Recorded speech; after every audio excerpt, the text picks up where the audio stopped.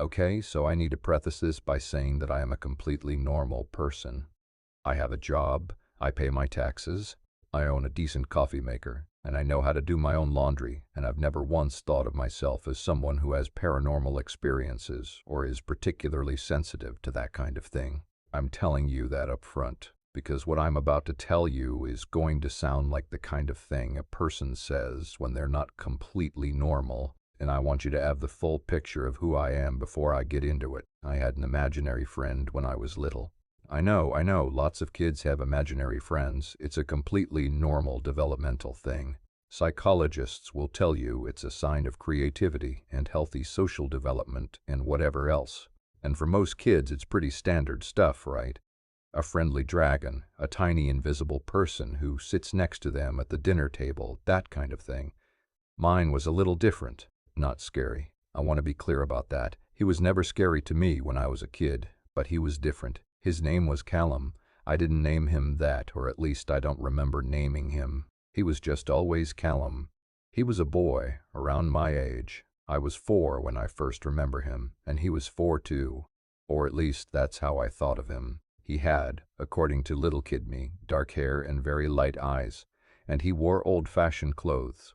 That last detail is the one my mom always brings up when she talks about it. She says I described his clothes in specific ways that a 4-year-old shouldn't really have a framework for. I told her he wore suspenders and a shirt with a round collar, which my mom says she had to actually look up because she didn't even know what a round collar was. I told her his shoes had buttons on them. He showed up when I was 4 and he was around until I was about 7 or 8. I talked to him, played with him, argued with him the way kids argue with each other over dumb stuff. My parents thought it was cute and normal for the first year or so, and then started to get mildly weirded out because I was getting older and Callum wasn't going anywhere. My mom says there were a few times that genuinely unsettled her.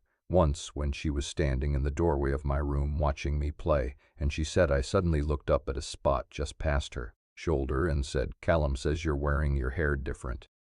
She had just tried a new way of pinning her hair back. She hadn't mentioned it to anyone. Another time my dad was sitting with me before bed and he asked me, the way parents do, to tell him something about Callum. He was trying to engage with it, be open-minded about it. He asked where Callum was from, and I thought about it for a second and said, "He's from here, but from before." My dad didn't know what to do with that, so he just said, "Oh, that's interesting, buddy," and changed the subject. From here, but from before. I'm 31 years old, and I still think about that phrase. Callum faded the way imaginary friends are supposed to fade. I started school, made real friends, got busy with real kid stuff, and at some point I just noticed he wasn't around anymore. No dramatic goodbye, no last conversation that I remember. He just gradually wasn't there. By the time I was 8 or 9, I'd think about him occasionally, the way you think about any childhood memory, with that soft, unfocused fondness, and that was it. I didn't think about Callum in any serious way for over 20 years, until I moved into my apartment. Okay, so background on the apartment. I'm in my late 20s in this story, 28, 29, somewhere in there. I'd been in the city for a few years, had been renting with roommates, and finally got to the point financially where I could get my own place. It wasn't much. 1 bedroom, 2nd floor of an older building. One of those 3-story brick buildings that you see all over Midwestern cities that were built in like the 1920s and have been chopped up into apartments somewhere along the way. High ceilings, old hardwood floors, radiator heat. The kind of place that has a lot of character if you're being generous and a lot of drafts if you're being honest.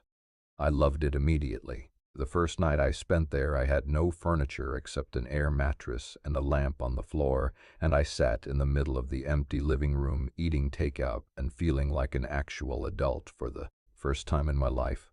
It was a great feeling. The apartment felt good. That's the only way I know how to say it. It felt good, felt right, felt like a place where I could breathe. The first few weeks were just regular moving in stuff.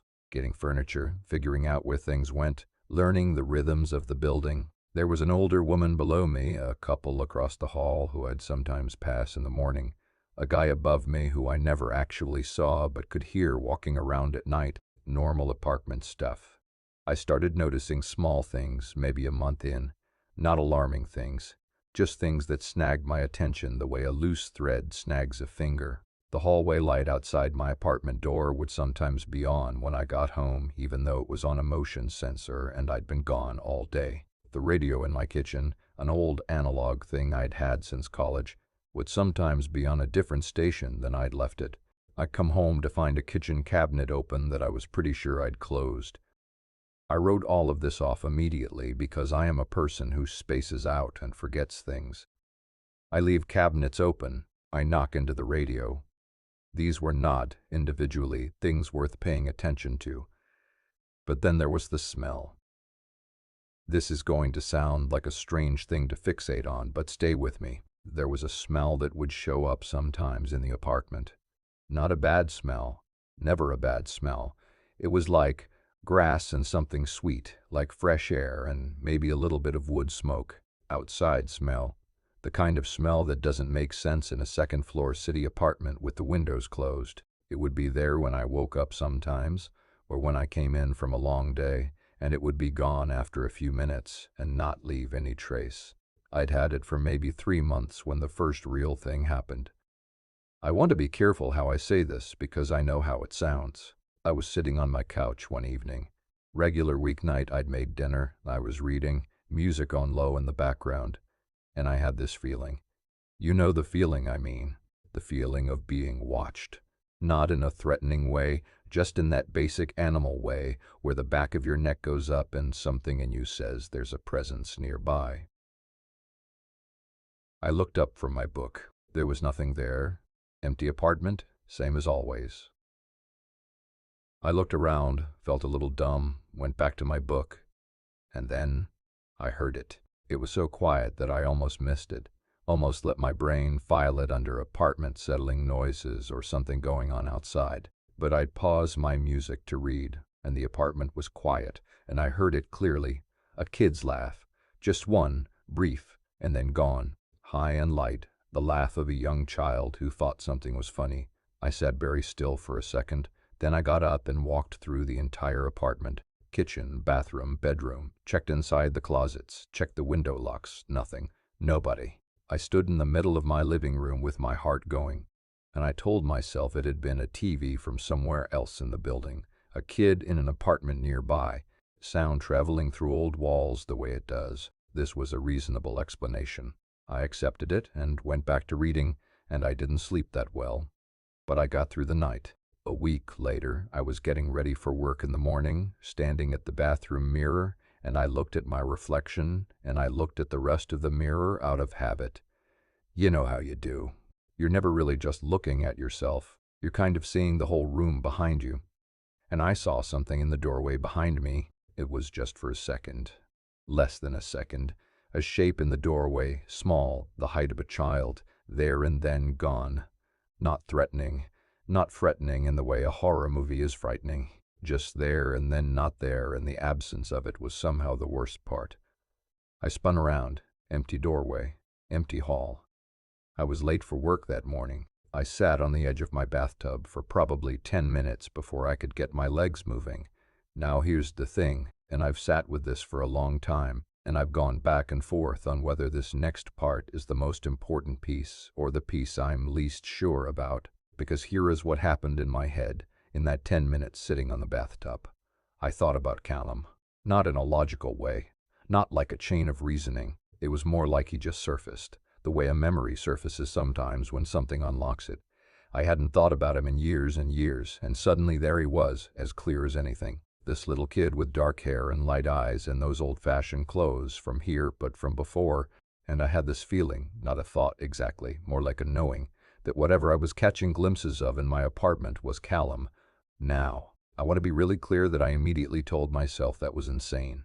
I'm a grown adult and imaginary friends are not real, and even if something was genuinely happening in my apartment, the last thing it was going to be was a childhood imaginary friend that I'd made up before kindergarten.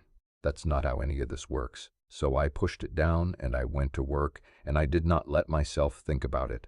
But the knowing didn't go away. It just sat there, patient, waiting. I called my mom that weekend.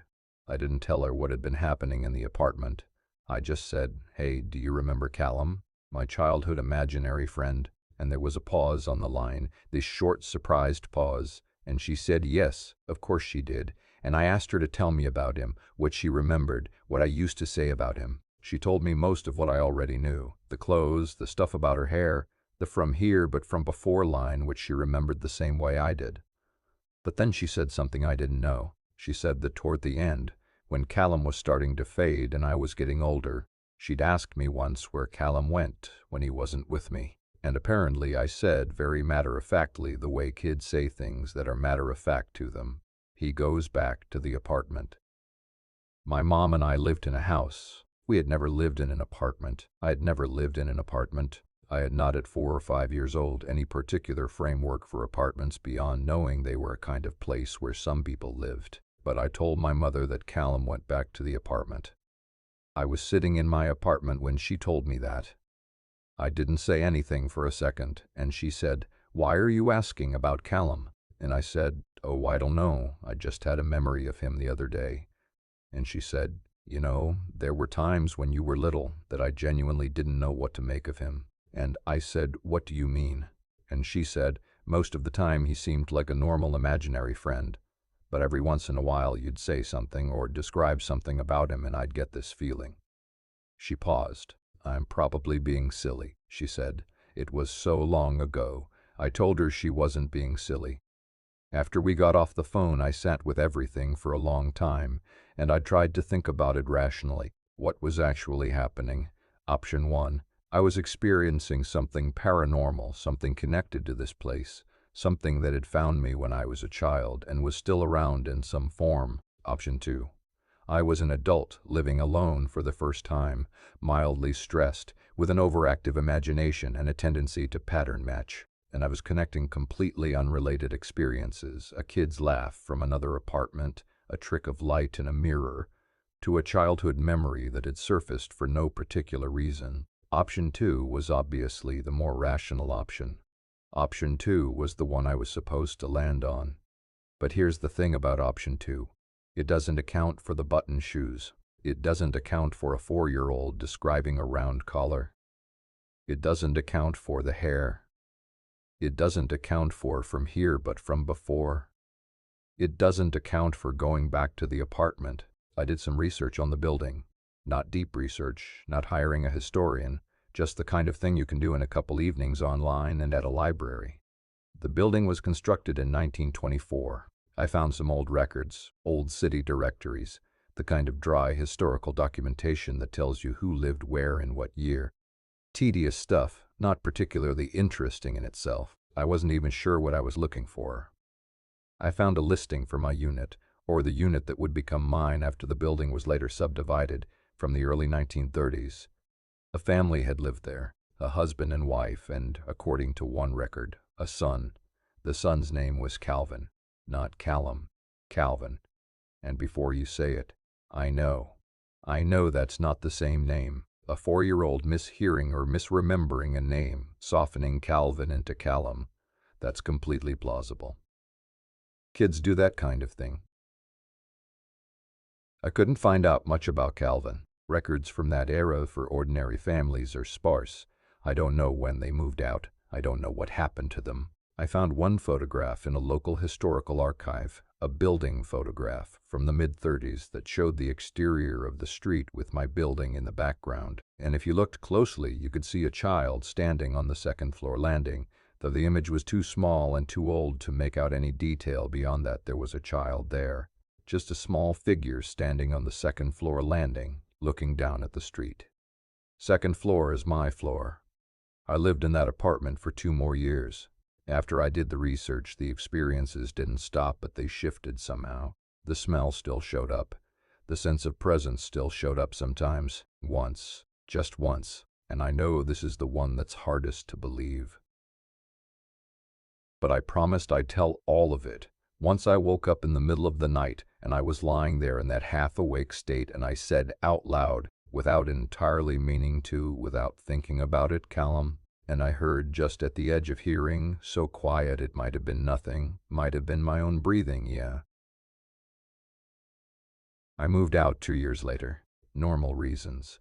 I found a better place, better location, better price. The last morning I was there, I stood in the empty apartment, boxes gone, furniture gone, just the bare floors and high ceilings and the thin winter light coming through the windows, and I said out loud, because it felt like the right thing to do, "I'm going now.